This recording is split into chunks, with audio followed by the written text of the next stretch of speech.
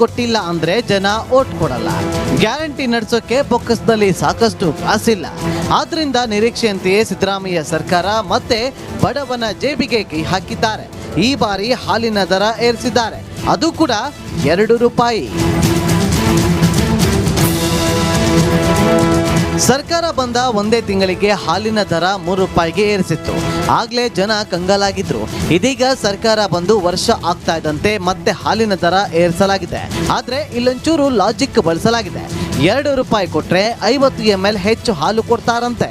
1 ಲೀಟರ್ಗೆ 1000 ml ಹಾಲಿರುತ್ತೆ. ಅದಕ್ಕೆ 50 ml ಹಾಲನ್ನ ನಾವು ಅಡಿಷನಲ್ ಆಗಿ 1050 ml ಹಾಲನ್ನ ನಾವು ಪಾಕೆಟ್ ಅಲ್ಲಿ ತಯಾರು ಮಾಡ್ತೀವಿ. ಅಂದ್ರೆ ನಾವು ತೂಕ ಮಾಡಿದ್ರು ಅವ್ರು ಅಳತೆ ಮಾಡಿದ್ರು 1000 ml ಹಾಲು ಇರುತ್ತೆ. ಆ 50 ml ಹಾಲಿನ ದರ 2 ರೂಪಾಯಿ ಪ್ಲಸ್ ಆಗುತ್ತೆ. ಆ 2 ರೂಪಾಯಿ ಪ್ಲಸ್ ಮಾತ್ರ ನಾವು 42 ರೂಪಾಯಿ ಇದ್ದಿದ್ದರು 44 ರೂಪಾಯಿನ ನಾವು ಅದನ್ನು ಜಾರಿ ಮಾಡಬೇಕಂದ್ರೆ ನಾವು ತೀರ್ಮಾನ ಮಾಡಿದ್ದೀವಿ. ನಂದಿನಿ ಹಾಲು ದರ ಏರಿಕೆಗೆ ಕೇಸರಿ ಪಡೆ ಕೆರಳಿ ಕೆಂಡದಂತಾಗಿದೆ. ರಾಜ್ಯ ಸರ್ಕಾರದ ವಿರುದ್ಧ ಬಿಜೆಪಿ ನಾಯಕರು ವಾಗ್ದಾಳಿ ನಡೆಸಿದ್ದಾರೆ. ಏಕಾಏಕಿ ಸುಮಾರು ಹಾಲಿನ ದರನೂ ಕೂಡ 2 ರೂಪಾಯಿ ಜಾಸ್ತಿ ಮಾಡಿದ್ದಾರೆ. ಕಳೆದ ವರ್ಷ ಹಾಲಿನ ದರ 3 ರೂಪಾಯಿ ಜಾಸ್ತಿ ಮಾಡಿದರು. ಕಳೆದ ವರ್ಷ ಇದೇ 1 ವರ್ಷದ ಹಿಂದೆ 3 ರೂಪಾಯಿ ಜಾಸ್ತಿ ಮಾಡಿದರು. ಈಗ ಮತ್ತೆ 2 ರೂಪಾಯಿ ಜಾಸ್ತಿ ಮಾಡಿದ್ದಾರೆ. ನೀವು ನಮ್ಮನ್ನು ಗೆಲ್ಸಿರಿ, ಪೆಟ್ರೋಲ್ ಬೆಲೆ ಕಡಿಮೆ ಮಾಡ್ತೀರಿ, ಡೀಸೆಲ್ ಕಡಿಮೆ ಮಾಡ್ತೀರಿ, ಹಾಲಿನ ಬೆಲೆ ಕಡಿಮೆ ಮಾಡ್ತೀರಿ, ಎಲ್ಲ ಬೆಲೆಗಳನ್ನು ಕಡಿಮೆ ಮಾಡ್ತೀನಿ ಅಂತ ಹೇಳಿದಂಥ ಸಿದ್ದರಾಮಯ್ಯ ಇವತ್ತು ಎಷ್ಟು ನಾಲಿಗೆ ನಿನಗೆ ಅಂತ ನಾನು ಕೇಳಕ್ಕೆ, ಎಷ್ಟು ನಾಲಿಗೆ ಇದೆ ನಿನಗೆ? ಆಲ್ಕೋಹಾಲ್ ಆಯಿತು, ಹಾಲಾಯಿತು, ಬಿತ್ತನೆ ಬೀಜ ಆಯಿತು, ಕರೆಂಟ್ ಆಯಿತು, ಇಂಧನ ಬೆಲೆ ಆಯಿತು, ಸ್ಟಾಂಪ್ ಡ್ಯೂಟಿ ಆಯಿತು, ವೆಹಿಕಲ್ ರಿಜಿಸ್ಟ್ರೇಷನ್ ಫೀಸ್ ಆಯಿತು, ಇನ್ನೇನಿದೆ ಏರ್ಸೋದಕ್ಕೆ? ಸತ್ತ ಹೆಣದ ಮೇಲೆ ಒಂದು ತೆರಿಗೆ ಹಾಕ್ಬಿಡ್ರಿ. ಸತ್ತ ಹೆಣಕ್ಕೆ ದಫನ್ ಮಾಡೋದಕ್ಕೆ ಇಷ್ಟು ತೆರಿಗೆ ಅಂತ ಆಗಿಬಿಟ್ರೆ ಈ ಸರ್ಕಾರಕ್ಕೆ ಓಟ್ ಹಾಕಿದ್ದಕ್ಕೆ ಜನಕ್ಕೆ ಸಾರ್ಥಕ ಆಗತ್ತೆ. ಹಿಡಿ ಶಾಪ ಆಗ್ತಾ ಇದ್ದಾರೆ. ಇನ್ನು ಜನಾಕ್ರೋಶ ಭುಗಿಲೆದ್ದ ಬೆನ್ನಲ್ಲೇ ಸಿಎಂ ಸಿದ್ದರಾಮಯ್ಯ ಸಮಜಾಯಿಷಿ ನೀಡಿದ್ದಾರೆ. ಹೆಚ್ಚುವರಿ ಹಾಲಿಗೆ 2 ರೂಪಾಯಿ ದರ ನಿಗದಿ ಮಾಡಲಾಗಿದೆ ಅಂತ ಹೇಳಿದ್ದಾರೆ. ಫ್ರೀ ಕೊಡ್ತೀವಿ ಅಂತ ಕಾಂಗ್ರೆಸ್ ಸರ್ಕಾರ ರಾಜ್ಯದ ಜನರ ಜೀವ ಹಿಂಡುತ್ತಿದೆ.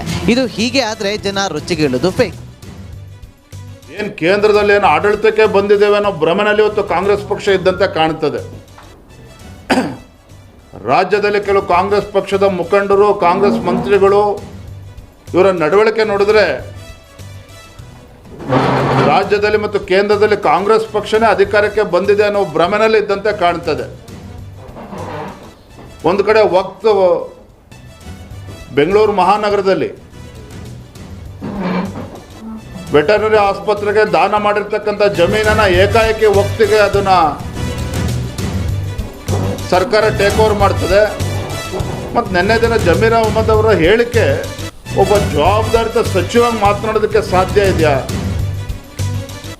ಒಂದು ಕಡೆ ಉಡಾಫೆಯಿಂದ ಮಾತನಾಡ್ತಕ್ಕಂಥ ಜಮೀರ್ ಅಹ್ಮದ್ ಅವರು ಯಾವ ಅರ್ಥದಲ್ಲಿ ನಿನ್ನೆ ಮಾತನಾಡಿದ್ದಾರೆ? ಇವತ್ತು ಬೀದರ್ ಸಂಸದರು ಗೆದ್ದಿರ್ತಕ್ಕಂಥದ್ದೇ ಮುಸಲ್ಮಾನರ ಓಟಿಂದ ಅಂತ ಹೇಳಿರ್ತಕ್ಕಂಥ ಹೇಳಿಕೆ ಸರ್ಕಾರದಲ್ಲಿ ಸಚಿವರಾಗಿ ಕೆಲಸ ಮಾಡೋದು ನಾಲಾಯಕ್ ಅನ್ನೋ ಮಾತನ್ನು ನಾನು ಈ ಸಂದರ್ಭದಲ್ಲಿ ಹೇಳ್ತೇನೆ. ಒಬ್ಬ ನಾಲಾಯಕ್ ಸಚಿವರಿದ್ದಾರೆ ಜಮೀರ್ ಅಹ್ಮದ್ ಅವರು. ಸಂವಿಧಾನದ ಬಗ್ಗೆ ಮಾತನಾಡ್ತಾ ಇರೋದು ಕಾಂಗ್ರೆಸ್ ಪಕ್ಷದವರು, ಕಾಂಗ್ರೆಸ್ ಪಕ್ಷದ ನಾಯಕರು. ನಾನು ಮುಖ್ಯಮಂತ್ರಿಗಳು ಕೇಳೋದಕ್ಕೆ ಇಷ್ಟಪಡ್ತೇನೆ. ಹಾಗಾದ್ರೆ ಜಮೀರ್ ಅಹ್ಮದ್ ಅವರ ಹೇಳಿಕೆನ ತಾವು ಒಪ್ಕೊಳ್ತೀರ? ಹಾಗಾದ್ರೆ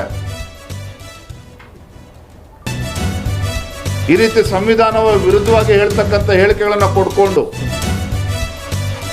ಅಲ್ಪಸಂಖ್ಯಾತ ತುಷ್ಟೀಕರಣದ ರಾಜಕಾರಣ ಎಲ್ಲೋ ಒಂದು ಕಡೆ ಅಧಿಕಾರದ ಅಮಲಿನಲ್ಲಿ ತೇಲ್ತಾ ಇರ್ತಕ್ಕಂಥ ರಾಜ್ಯದ ಕಾಂಗ್ರೆಸ್ ಸರ್ಕಾರ ಈ ರೀತಿ ಹೇಳಿಕೆಗಳು ಪದೇ ಪದೇ ಇದೇನೋ ಅಪ್ಪಿತಪ್ಪಿ ಬಂದಿರತಕ್ಕಂಥದ್ದಲ್ಲ. ಜಮೀರ್ ಅಹ್ಮದ್ ಅವರ ಬಾಯಲ್ಲಿ ಬಂದಿರತಕ್ಕಂಥ ನೆನ್ನೆ ಅಂಶಗಳಿರ್ಬೋದು. ಜಮೀರ್ ಅಹ್ಮದ್ ಹಿಂದೆನೂ ಕೂಡ ಈ ರೀತಿ ಮಾತನಾಡಿದ್ದಾರೆ. ಇಂಟೆನ್ಷನಲಿ ಗೊತ್ತಿದ್ದು ಕೂಡ ಈ ರೀತಿ ದುರಹಂಕಾರದಿಂದ ಮಾತನಾಡ್ತಕ್ಕಂಥದ್ದು, ಅವಿವೇಕತನದಿಂದ ಮಾತನಾಡ್ತಕ್ಕಂಥದ್ದು ಇದು ಅಕ್ಷಮ್ಯ ಅಪರಾಧ.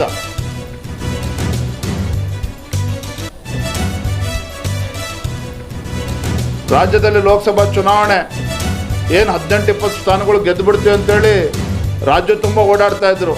ನಿಮ್ಮ ಹಣ ಬರ ಗೊತ್ತಿಲ್ವ? ರಾಜ್ಯ ಜನರು ಉತ್ತರ ನೀಡಿಲ್ವ? ಹಾಗಾದರೆ 1ರಿಂದ 9 ಸ್ಥಾನಕ್ಕೆ ಏರಿರ್ಬೋದು, ಆದರೆ 145 ಸ್ಥಾನಗಳಲ್ಲಿ ವಿಧಾನಸಭಾ ಕ್ಷೇತ್ರದಲ್ಲಿ ನಿಮಗೆ ಹಿನ್ನಡೆ ಆಗಿರ್ತಕ್ಕಂಥದ್ದು BJP ಮತ್ತು JDS ಪಕ್ಷಕ್ಕೆ ಜನ ಹೆಚ್ಚು ಮತವನ್ನು ಕೊಟ್ಟಿರ್ತಕ್ಕಂಥದ್ದು. ಎಲ್ಲೋ ಒಂದು ಕಡೆ ಮುಖ್ಯಮಂತ್ರಿಗಳು ಅಸಹಾಯಕರಾಗಿದ್ದಾರೆ. ರಾಜ್ಯದಲ್ಲಿ ಇವತ್ತು ಸರ್ಕಾರ ಆರ್ಥಿಕ ಸಂಕಷ್ಟಕ್ಕೆ ಸಿಲುಕಾಗ್ತಕ್ಕಂಥ ಕೆಲಸ ಮಾಡ್ತಾ ಇದ್ದಾರೆ. ತಾವು ಕೊಟ್ಟಿರ್ತಕ್ಕಂಥ ಕಾಂಗ್ರೆಸ್ ಸರ್ಕಾರ, ಕಾಂಗ್ರೆಸ್ ಪಕ್ಷ ಕೊಟ್ಟಿರ್ತಕ್ಕಂಥ ಭರವಸೆಯನ್ನು ಈಡೇರಿಸೋದಕ್ಕೆ ಸಾಧ್ಯ ಆಗ್ತಾ ಇಲ್ಲ. ಯಾವುದೇ ಗ್ಯಾರಂಟಿಗಳು ಜನರಿಗೆ ಸರಿಯಾಗಿ ಮುಟ್ತಾ ಇಲ್ಲ. ಗ್ಯಾರಂಟಿಗಳಿಗೆ ಹಣ ಕ್ರೋಢೀಕರಿಸಬೇಕು ಅಂತೇಳಿ ಈ ರೀತಿ ಬೆಲೆ ಏರಿಕೆಗಳನ್ನು ಮನಸೋಇಚ್ಛೆ ಮಾಡ್ತಾ ಇರ್ತಕ್ಕಂಥದ್ದು ಸಾಮಾನ್ಯ ಜನರಿಗೆ ಬರೆ ಎಳಿತಕ್ಕಂಥ ಕೆಲಸ ಇವತ್ತು ಮಾನ್ಯ ಮುಖ್ಯಮಂತ್ರಿಗಳು ಕಾಂಗ್ರೆಸ್ ಸರ್ಕಾರ ಏನು ಮಾಡ್ತಾ ಇದೆ. ಇದರಿಂದ ಈ ನಿರ್ಧಾರದಿಂದ ತತ್ಕ್ಷಣ ಹಿಂದೆ ಸರಿಬೇಕು, ನಿರ್ಧಾರವನ್ನು ಹಿಂತೆಗೆದುಕೊಳ್ಬೇಕು ಅಂತೇಳಿ ನಾನು ಮಾನ್ಯ ಮುಖ್ಯಮಂತ್ರಿಗಳನ್ನ ಆಗ್ರಹವನ್ನು ಮಾಡ್ತಾ ಇದ್ದೆ. ಬೆಳಗಾವಿ ದಕ್ಷಿಣ ಕ್ಷೇತ್ರದಲ್ಲಿ ಮತ್ತೆ ದ್ವೇಷದ ರಾಜಕಾರಣ ಮುಂದುವರಿತಾ ಇದೆಯಾ ಅನ್ನುವಂತ ಲೋಕಸಭೆ ಚುನಾವಣೆ ಬಳಿಕ ಬಿಜೆಪಿ ಕಾಂಗ್ರೆಸ್ ಮಧ್ಯೆ ಫೈಟ್ ಮುಂದುವರೆದಂತಿದೆ. ಬಿಜೆಪಿ ಕಾರ್ಯಕರ್ತರ ಮೇಲೆ ಗೂಂಡಾ ಕಾಯ್ದೆ ಕೇಸ್ ಹಾಕೋದಕ್ಕೆ ಸಿದ್ಧತೆ ನಡೀತಾ ಇದೆಯಾ? ಇದೇ ವಿಚಾರಕ್ಕೆ ಬೆಳಗಾವಿ ಪೊಲೀಸರ ವಿರುದ್ಧ ಬಿಜೆಪಿ ನಾಯಕರು ಕಿಡಿಕಾರ್ತಾ ಇದ್ದಾರಂತೆ. ವಿಪಕ್ಷ ನಾಯಕ ಅಶೋಕ್, ಶಾಸಕ ಅಭಯ್ ಪಾಟೀಲ್ರಿಂದ ಎಚ್ಚರಿಕೆ ಕೂಡ ಕೊಡಲಾಗಿದೆ. ಪರೋಕ್ಷವಾಗಿ ಸಚಿವೆ ಲಕ್ಷ್ಮೀ ಹೆಬ್ಬಾಳ್ಕರ್ ವಿರುದ್ಧ ಕೂಡ ಆಕ್ರೋಶವನ್ನು ಹೊರಹಾಕಿದ್ದಾರೆ. ಶಾಸಕ ಕೈ ಹಾಕಿದ್ರೆ ಬರುವಂಥ ಪರಿಣಾಮ ಅವರೇ ಅದಕ್ಕೆ ಕಾರಣ ಆಗ್ತದೆ. ಪೊಲೀಸರು ಬೆಳಗಾವಿ ಶಾಂತಿ ಸುವ್ಯವಸ್ಥೆಯಿಂದ ಏನಾದ ಸ್ವಲ್ಪ ಅದನ್ನು ಅದಕ್ಕೆ ಅವರ ಕಾರಣ ಆಗ್ತಾರೆ. ಮತ್ತು ಚುನಾವಣೆ ಮುಗಿದು ಹೋಗಿದ್ದಾವೆ. ಈಗ ಚುನಾವಣೆ ಮುಗಿದಂತೆ ಶಾಂತ ರೀತಿಯಿಂದ ಇವತ್ತು ಮತ್ತು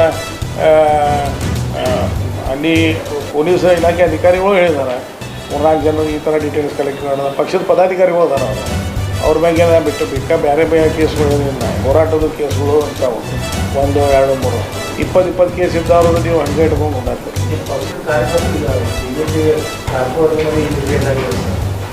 ಅದನ್ನು ಅದ್ರ ಬಗ್ಗೆನೂ ಹಿಂದೆ ವಿಧಾನಸಭೆ ಮಾಡಿದ್ದು, ಇದು ವಿಧಾನಸಭೆ ಒಳಗೆ ಅದ್ರದ್ದು ಇದು ಮಾಡ್ತೀವಿ ನಮ್ಮ ಕಾರ್ಪೊರೇಟರ್ ಬಗ್ಗೆ.